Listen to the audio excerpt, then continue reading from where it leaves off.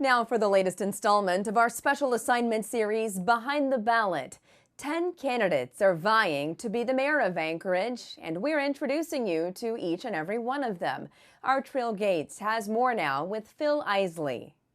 This candidate for mayor of Anchorage certainly has a look that stands out. You look a little familiar. What's your schedule look like after the day after Thanksgiving through December? I put on a red hat and a red jacket, and I pass out candy canes. This Santa look-alike grew up in Ketchikan, but eventually made Anchorage his permanent home. Phil has lived here 24 years, and he's concerned about the direction the city is heading. I look at Anchorage and where it's going, and I think, it might be time to start to move out because our priorities are really messed up, and we need to look at new things. So let's talk about your experience and your track record, and talk to voters about why should they vote for you? Well, number one, I'm pretty dedicated with anything I do. I'm involved in the community. I've ran for a lot of different offices in the state and the city, and each time that you do it, you learn more and more, and each time that you learn more and more, you shake your head more and more. I think that we have a significant problem with our education system. Our dealing with the homeless seems to be like we're creating an industry when we should be looking at solving the problem. So I asked Phil about his solutions. First, homelessness. What would he do as mayor? I think one of the solutions for the homeless is give them jobs. It'll bring back their self-respect, it'll bring back their dignity, it'll raise their self-esteem.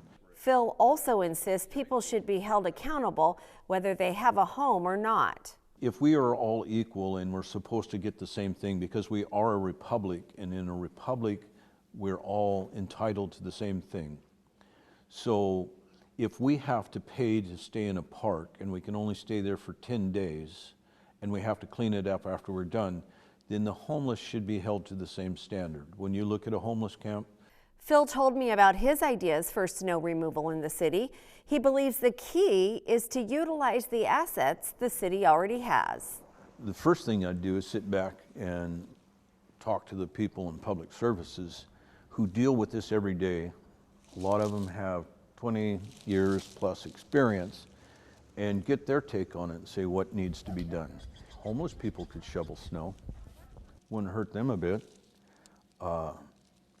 We should be able to go out and move snow around also. And the city gets upset if some individual starts plowing. But, you know, he has a right to have access to his properties, so it should be okay for them to plow a little bit around so they can get in and out. I asked Phil about his top priorities if he's elected mayor. Budget would be number one. What would be number two? Number two would be education. What's the third one? The third one would be to try and restore credibility to our municipal government, because I don't think it has it. Phil believes his military experience as an officer in the Vietnam War would serve the city well. The skill of leadership is to convince these people to do what needed to be done when there was no particular reason holding them there. If you can do that. The other thing that I learned as a lieutenant is you can't help people that don't want to be helped. And if you look at most of our programs, they're geared to try to help people that don't want to be helped. What the city does and the assembly is they're enabling the people. And so there's no incentive for them to really do it. And in his spare time, this military veteran doesn't mind filling the other role he's well suited for. I also volunteer as a Santa Claus at places, and sometimes I even have a paid gig for Santa Claus. Ballots will be mailed to Anchorage voters this week.